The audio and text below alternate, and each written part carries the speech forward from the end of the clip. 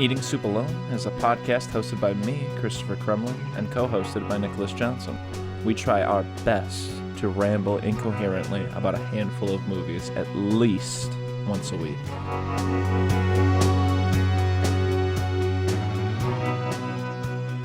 All right. This week, just really don't care for either of the movies. Well, that's upsetting. I'm sorry. I like it. I like when you like things. Yeah, I know you do. I liked one of them. I don't remember one of them. So yeah. Well, I don't remember either of them too much, to be honest with you. Trick question. Yeah. What Saw did we watch this week? 4. Okay, good. Yeah. Because we had that mixed up last time we tried to watch these where we watched 5. Yeah.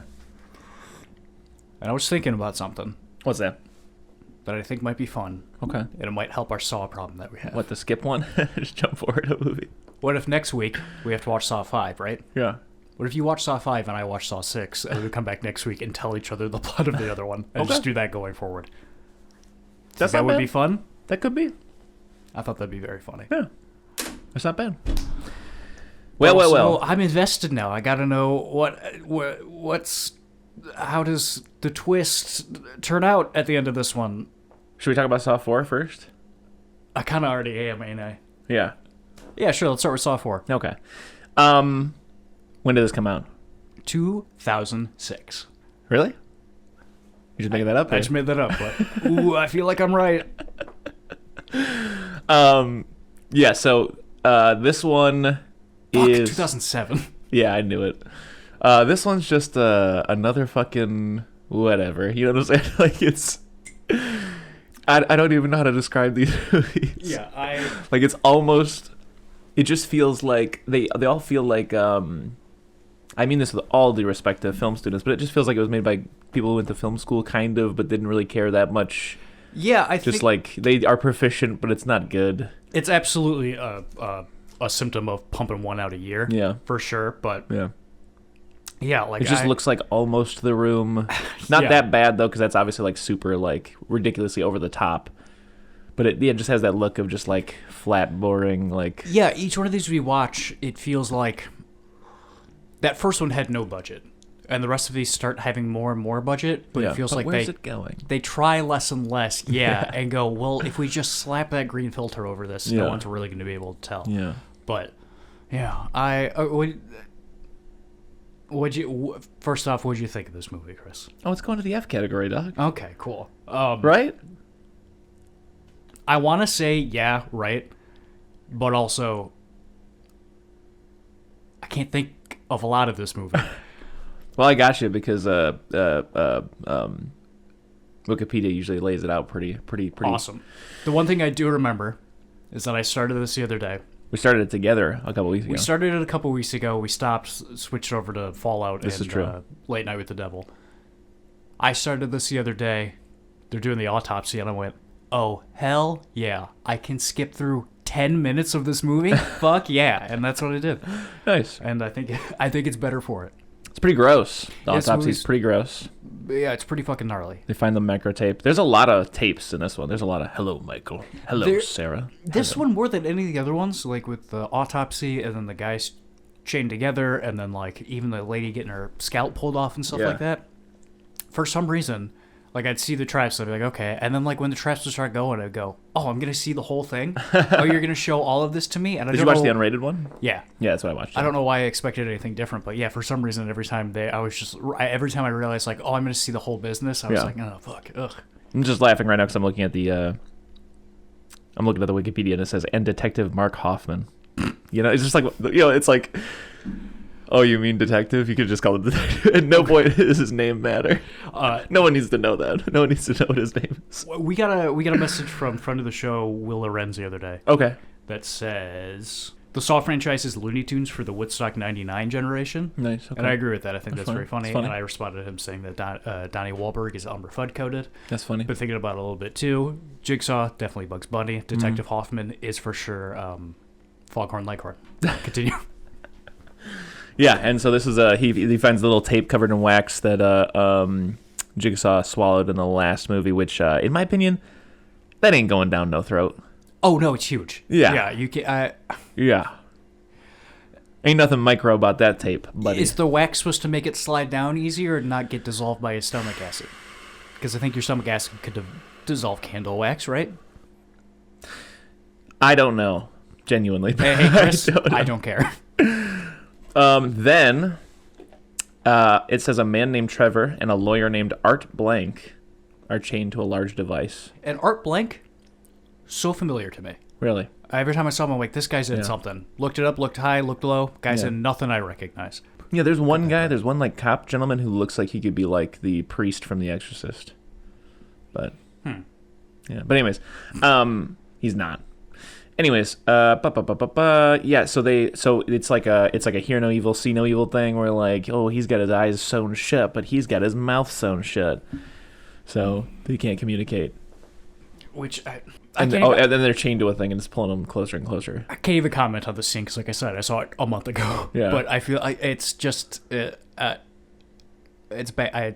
Yeah. It's bad. That's all I have to say about it. I'm gonna say, hey, if I think something's bad, I'm not gonna just say it's bad. That sounds good. From yeah. now on, because that's all I have to say about Saw. Yeah. Then he slams the guy with his eyes sewn shut in the head a bunch until he dies. Unlocks his thing, and then for some reason, then decides to rip his mouth open. Yeah.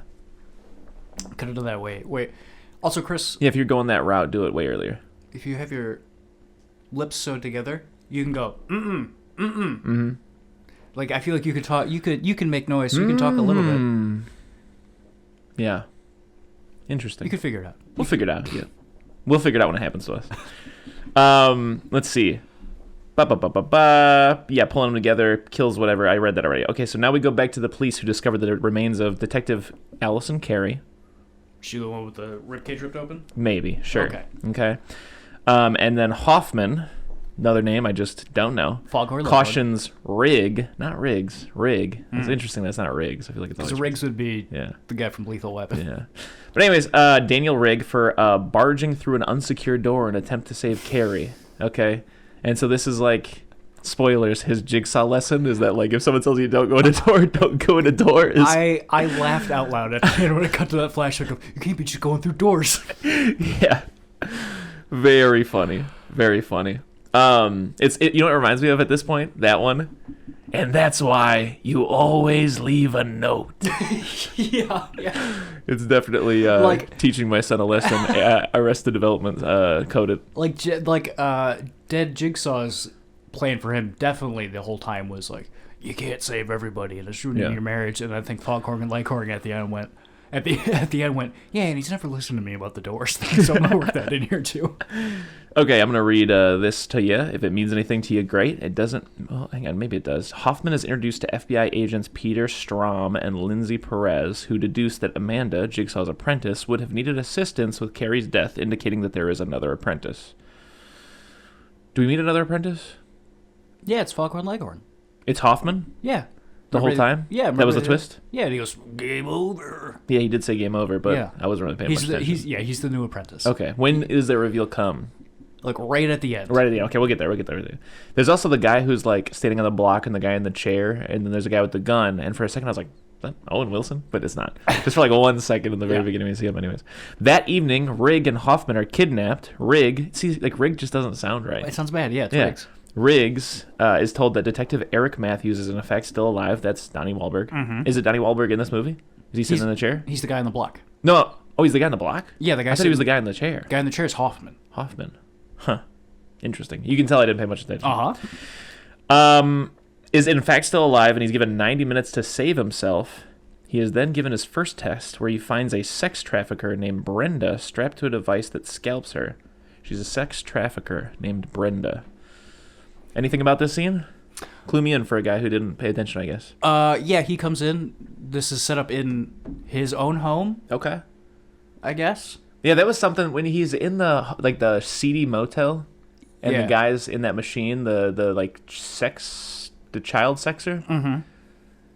It's like a pretty elaborate thing, and I get there in a seedy motel, but like I was looking at some of them big ass gears, and I was like, no one thought, what's going on in there? When they saw him walking with all those big ass gears. Yeah, what are the Quasimodo ass, clock tower ass gears? What are the detectives says that? They go, how would he built this in this room without anyone noticing. And someone goes, fucking, it's, but I don't even remember what they said. So she's in the house. Yeah, she's in the house, and she's got the day off from sex trafficking. Yeah, she had a half day, and so she's hooked up to all these cogs and gears and shit like that that's tied to her ponytail. Okay. And then there's a combination on it, and Jigsaw's like, hey, don't fucking save this lady, but if you want to, the numbers are on the gears. And then he saves her, even though half of her scalp came off. Yeah. Which I feel like, Chris, I don't know much about hair.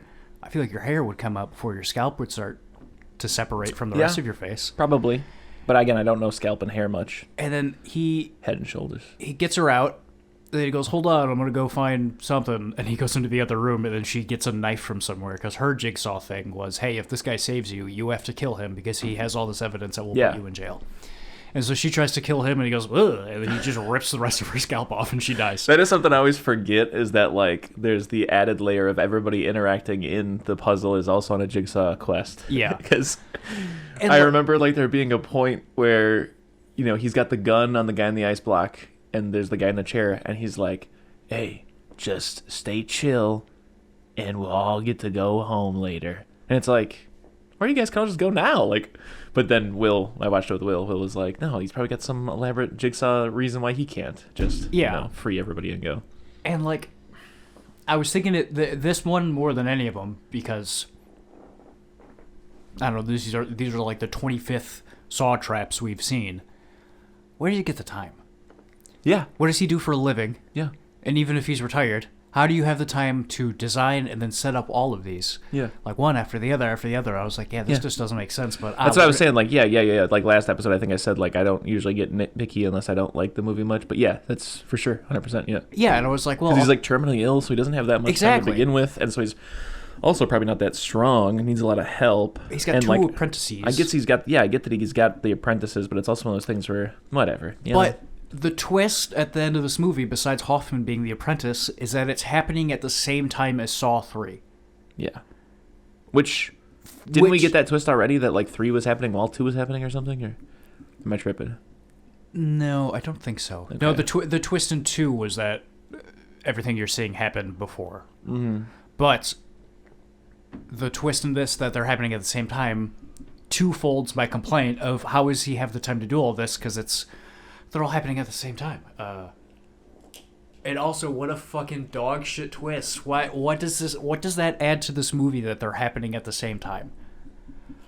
Don't know. FBI agent Strom interrogates Jill Tuck, Jigsaw's ex-wife.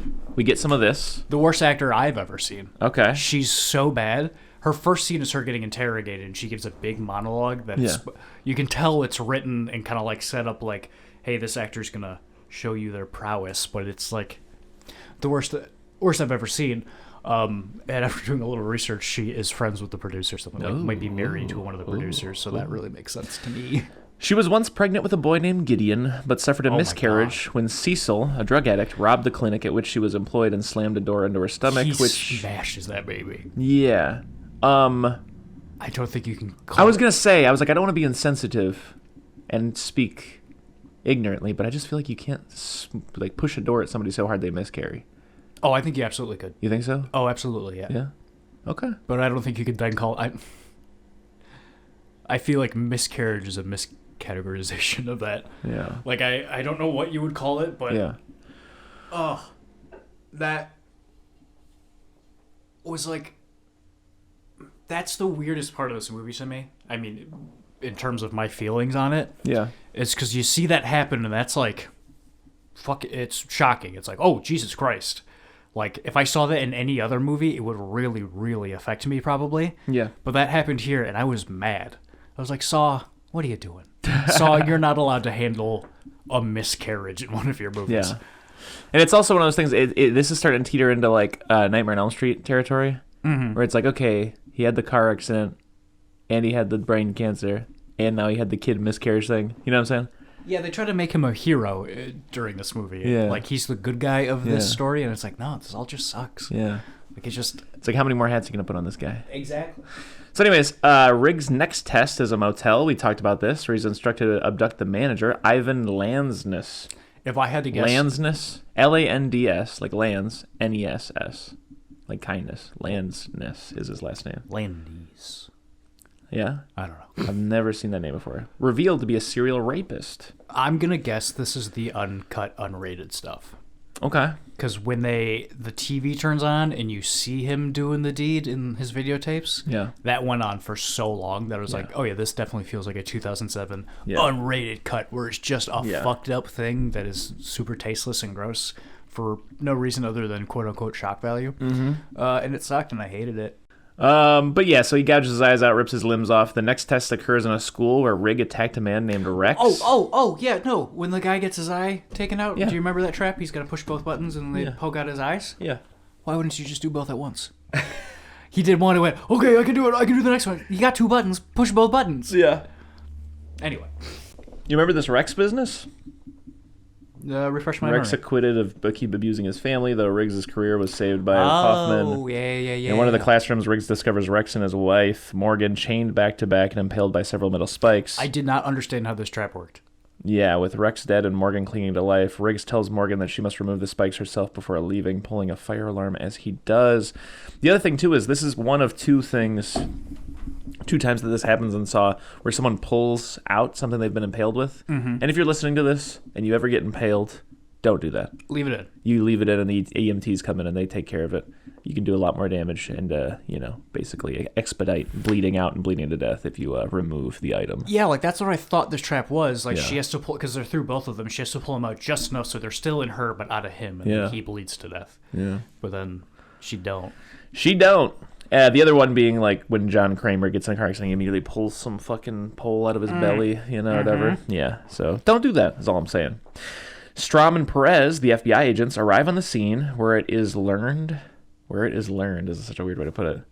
Why not where they learn that all of the victims were defeated by Art, or defended by Art, who's the lawyer from the beginning. He's also the lawyer of Jill. After a photographer is accidentally killed on the scene, Perez finds Billy, Jigsaw's puppet, in the office. That's the name of the Jigsaw puppet? Billy? I guess so. That's so crazy. What would you name him? Jigsaw. Jigsaw, yeah. She is told that Strom will, quote, soon take the life of an innocent man, and that Perez's, quote, next step is critical. Ignoring past clues that she is in danger, Perez continues with the investigation before Billy's face explodes, sending shrapnel into her face. She is rushed to the hospital in critical condition. After learning that he had cancer and only a short while to live, as well as a suicide attempt, Jigsaw placed Cecil in a trap.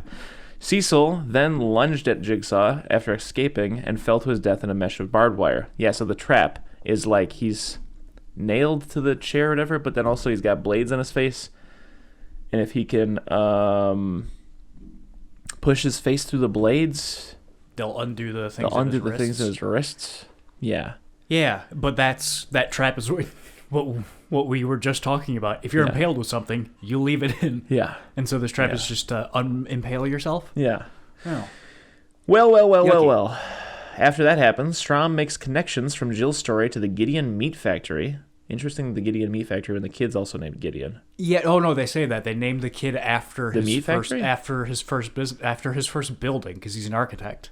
Okay. I was like, hey, I feel like you would do that the other way around. You would name your first building after your dead son. Yeah. But no, he named his son after a meatpacking plant. The scene of Riggs' final test. Strom arrives but finds himself lost, accidentally trailing Jeff Dedlin. Don't know who Jeff Dedlin is. Meanwhile, Riggs approaches his final test. In the next room are Art, Matthews, and Hoffman. It was revealed earlier that if the door was opened before Riggs' timers expired, Matthews' head would be crushed between 2 ice blocks and Hoffman would be electrocuted by a complex device. Riggs charges through the door, just like in the fucking beginning, with 1 second to spare, despite Matthews' attempt to stop Riggs by shooting him. He is killed. Riggs shoots Art while in another room. Strom encounters Jeff, who brandishes a gun. Strom, who is unaware that Jeff is frantically searching for his daughter, kills Jeff. Hoffman, who is never in any danger and is Jigsaw's other apprentice, rises and seals a dying Riggs in a bewildered Strom in the factory.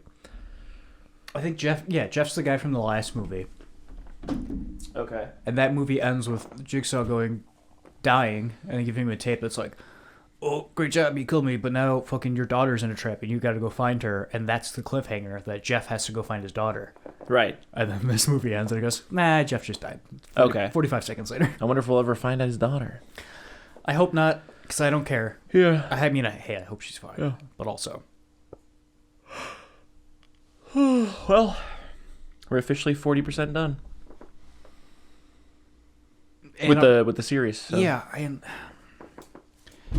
like, this one makes sense to have Jigsaw in with all the flashbacks and stuff like that. Sure. He's in fucking the rest of these, dude. Yeah. It's just going to keep getting crazier. Which adds to my point, how does he have the time for all of this? Yeah. Because that means everything that he does in the next 11 movies or whatever happened before Saw 4. Yeah. Interesting. Exciting. F. Yeah, I'm gonna give this one a F. Yeah, for sure. There's nothing. I didn't find. I mean, hey, effects in these movies are outstanding.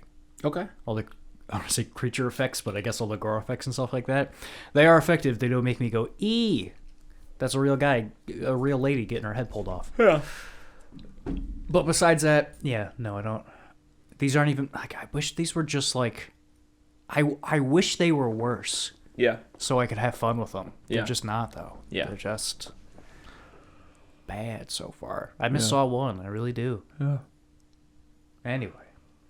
Well, we watched another movie. In my opinion, could change, but definitely the Saw with the best theme song. Diamonds are forever. They won't leave in the night. Have no fear.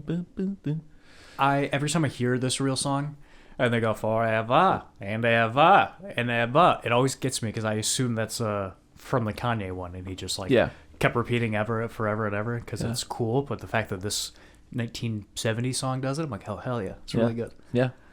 Well. Sean Connery's back, and whatever. I don't know. This one just kind of blurred for me. Yeah. I don't know why. I get that. You take the lead.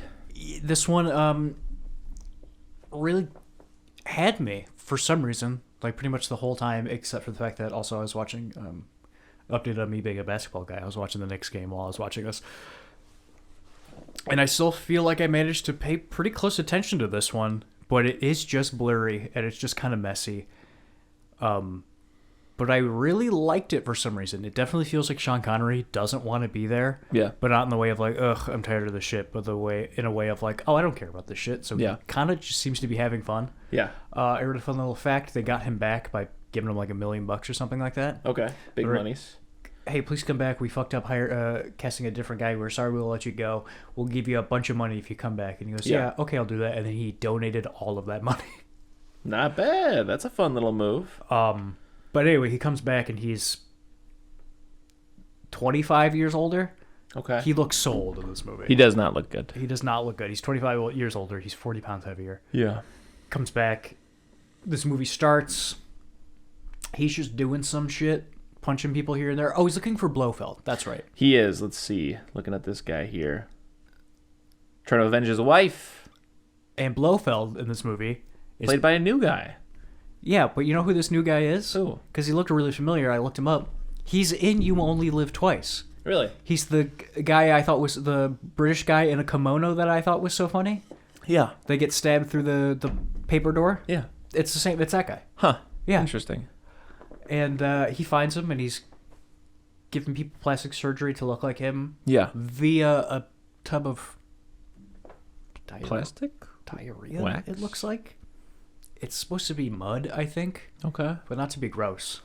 Like clay flakes. It looks like poop. It looks like poopy. Yeah, okay. It's just like a weird, like, greenish brown. I'm like, gross, that's poopy.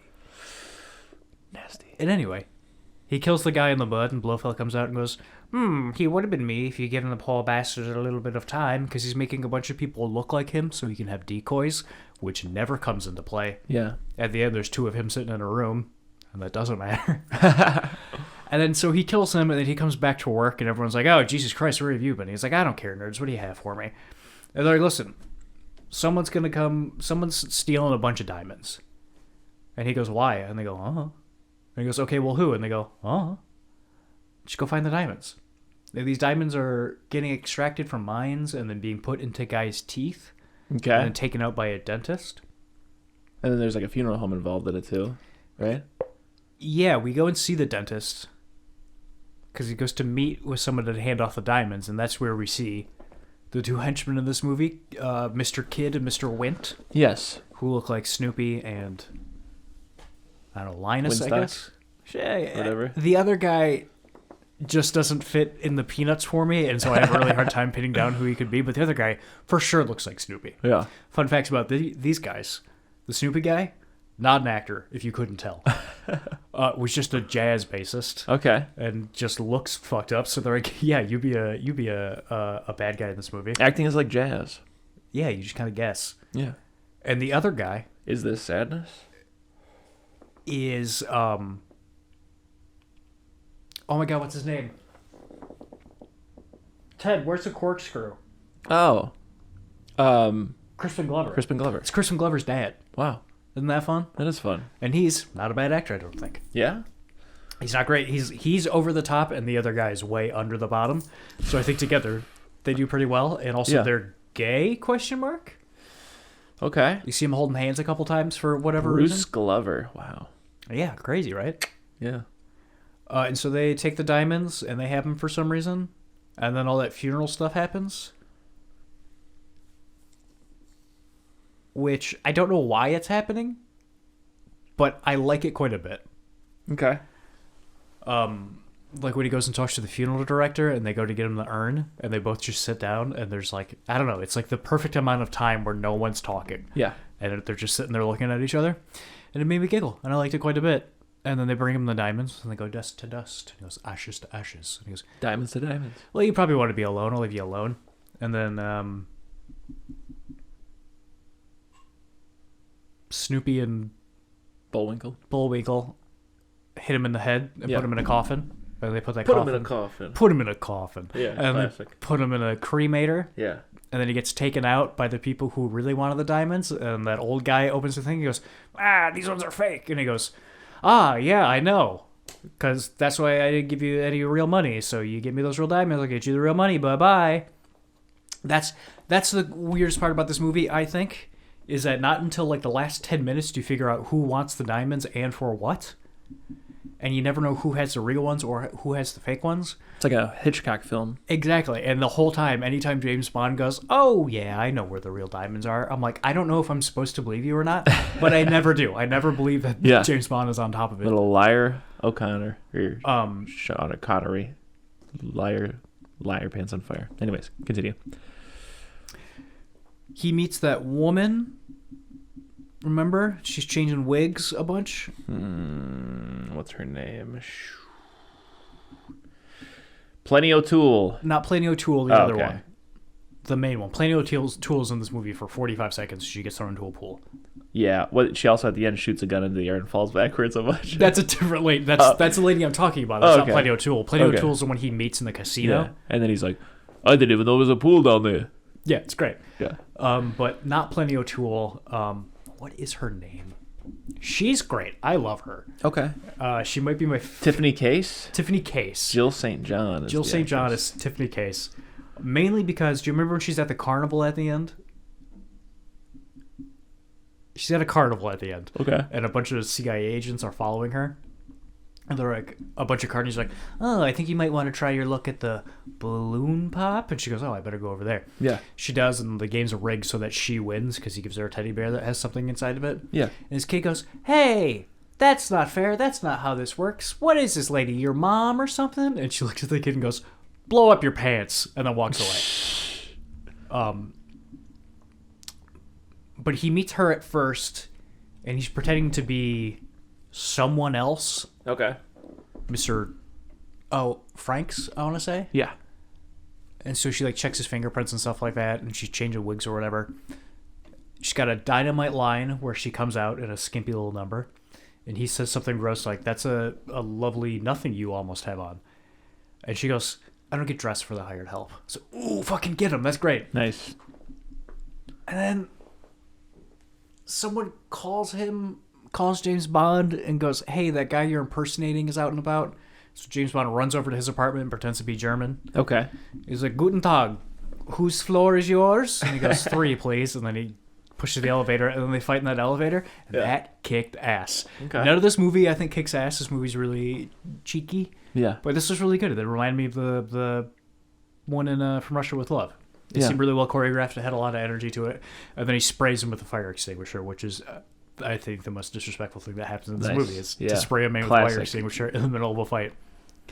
And then he kills that guy, and Tiffany Case pulls out his wallet and goes, "Oh my God, you just killed James Bond." The card she pulls out is a Playboy card. Yeah. Love it.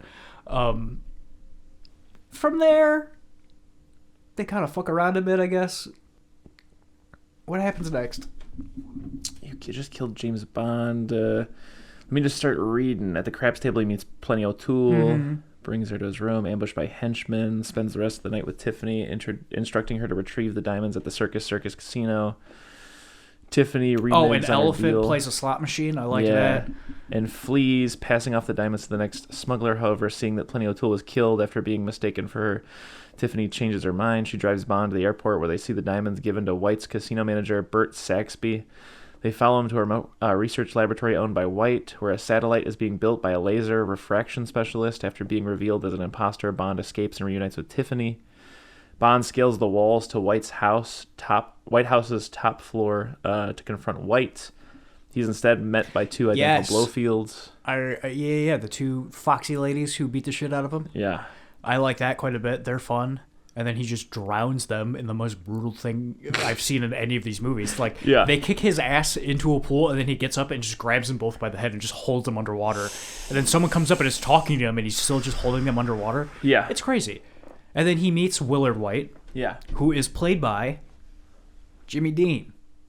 Like the sausages? Like the sausages. No, that's crazy. He's also a country star. Yeah. He was before he bought the sausages. Okay. And he's my favorite character I've seen in any James Bond movie, I think. This guy is fucking great. Like, there's all this stuff, because we find out Blofeld can change his voice, I guess. Okay. And he's talking to a bunch of people on the phone. And then Willard White is being held hostage while all that's happening, and that's where they're getting him from. Yeah. It's from being held hostage. And I love when he's talking to his guys. And he's like, "And now who told you to do that?" He goes, "Oh, you did, sir. I recognized your voice just now." And he goes, "I did, didn't I? And let me guess. I told you to go ahead and ignore normal procedure and delete all the backups, didn't I?" He goes, "Yes, you did, sir." He goes, "Of course I did." This guy's just great. Yeah. And then him and James Bond are sitting somewhere, and they're like, fuck. Blofeld's about to blow everything up, but we don't know what to do. And he's like in the middle of... Willard White is in the middle of being like, "Oh, damn, this is awful," and just sits down and puts his hands behind his head as he lays down on a couch. And James Bond's like, "Oh, well, he could be in any one of these facilities that you have." And he's like on that big map that's under the floor. Yeah. He goes, "Anyway, from Alaska to Florida, from Muskegon to Oregon, from Texas to Baja, California." Yeah. And Jimmy Dean goes, "Baja? I ain't got anything in Baja." And I'm like, God, I just love him so much. It's great.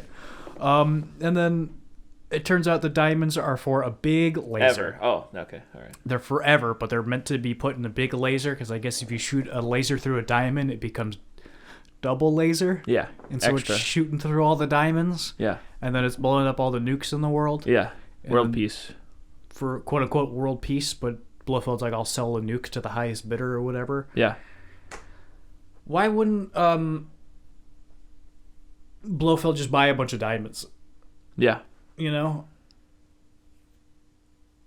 Also, I don't know. I also just feel like selling the nuke, they know how to make another one.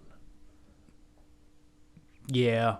But if you have the only one in the world, that's pretty cool, isn't it? I guess it is. That's what Oppenheimer's all about. Yeah. Elephant slot machine, I already said that. A lot of kick-ass stuff from Blofeld in this movie, I want to say. Yeah. I feel like every time there's a new Blofeld, I'm like, oh, man. Yeah. I like the last one the most. I like this one the most. Every time there's a new Blofeld, I'm like, oh, man. And then 10 minutes in, I'm like, this guy's great. Yeah. He's telling James Bond about all the things he's going to blow up in the world, and he goes, "If we blow up Kansas, the world might not hear about it for a few years. So we decided Florida or whatever. I'm like, that's such a sick burn. When James Bond is talking to him in his office and there's two of him for some reason. Yeah. And he kills the duplicate and then Blofeld has a gun on him. He's like, all right, go on, leave. He tells him to take the elevator. And James Bond gets in the elevator and he looks around and he goes, you want to push L. L stands for lobby. I'm like, that's really fucking funny. Yeah. And then they're on an oil rig somewhere. That's true. In Baja. And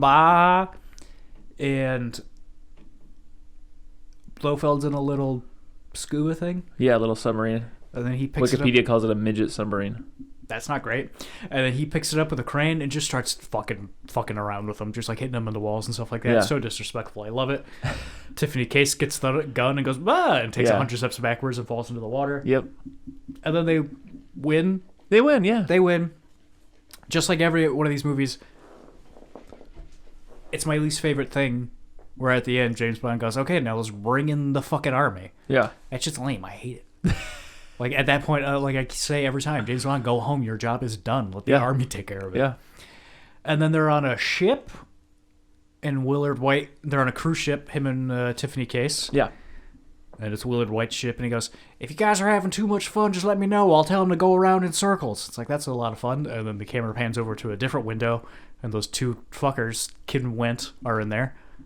Do they work for Blofeld? I don't know. They seem to just be independent agents, just fucking taking the diamonds from place to place. Yeah. And then they show up on the boat with a cart and I go, food for you? And he's like, we didn't order anything. He goes, yeah, but Willard White did. And he goes, okay, yum, yum, yum.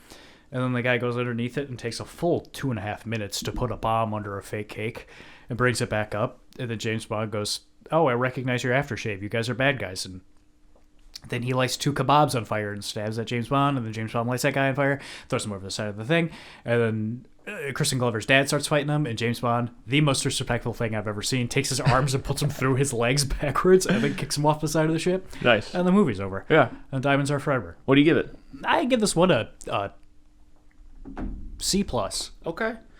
C+. And me personally, I feel like I gotta just give it like D+, because I was bored, but also I don't want to give it like an F because like I didn't fully pay attention, admittedly. This one zoomed by me. Maybe one day I'll get another sip of it, but for now, sorry. I highly recommend it. Okay. There are, hold on, I wrote down some lines that I really liked that I didn't say here. James Bond's doing all the funeral stuff. He gets off the plane. They put the casket in the back of a hearse, and then they go, would you like to ride up front with us, Mr. Franks? It's a much more comfortable ride. And so he's stuck in the middle seat with those guys. Yeah. They go, was that your brother? And he goes, yeah. He goes, oh, I got a brother. And James Bond goes, small world. That's good. This movie takes place in Las Vegas. Don't know if you picked up on that. Yes. So he's driving a Mustang instead of an Aston Martin, which is gross. Yeah. Instead of playing like poker or baccarat or something like that, he plays craps in this movie. Yeah.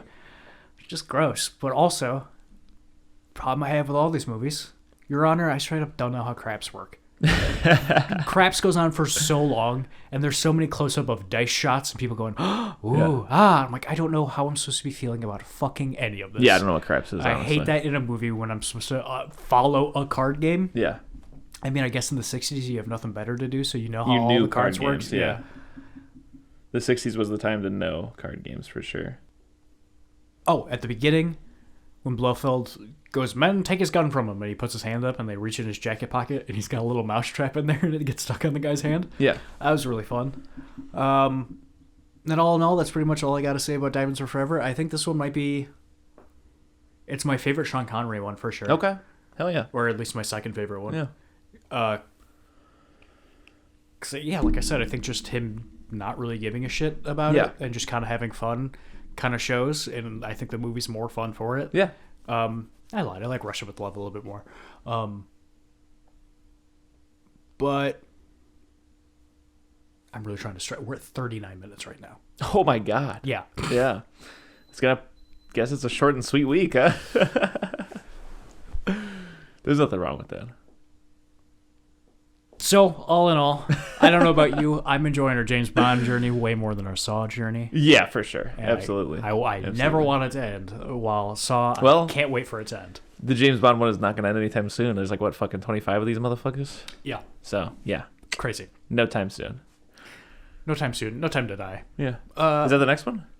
No, No Time to Die is the last one. Okay. What came out like 2 years What's ago. coming up next?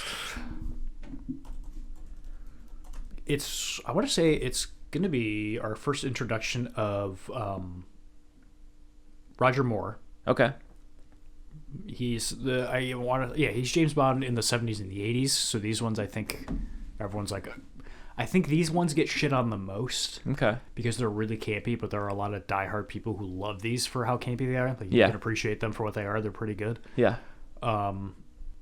God, when you Google something and it doesn't give you immediately what you want, there's nothing worse than that. It makes me so angry. That's true, yeah. But yeah, so whatever movie this ends up being, and then also we might do something goofy with Saw or just watch the fifth one. We'll see what happens. You want me to look it up? Shut up, I got it. I just looked up James Bond and then went to the Wikipedia page and it just gave me a bunch of book info and I was mad about it. Yeah. List of James Bond films. Live and Let Die. Live and Let Die? Hell yeah. Okay. Because we got that Paul McCartney song. Live and Let And that's Die. all I know about it. Yeah, me too. Well, anyways, all I'm going to say real quick is, so it's a short and sweet one. Whatever. I'm dealing with a lot of stuff in my personal life. It happens sometimes. There have been times where we've done 2 hours. Sorry, this one's basically 40 minutes. Apologies. Hey, Chris. Yeah. I forgive you. Thank you. That is that. Mattress Man.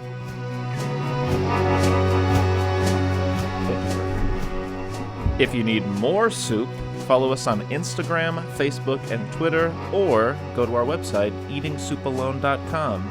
And until next time,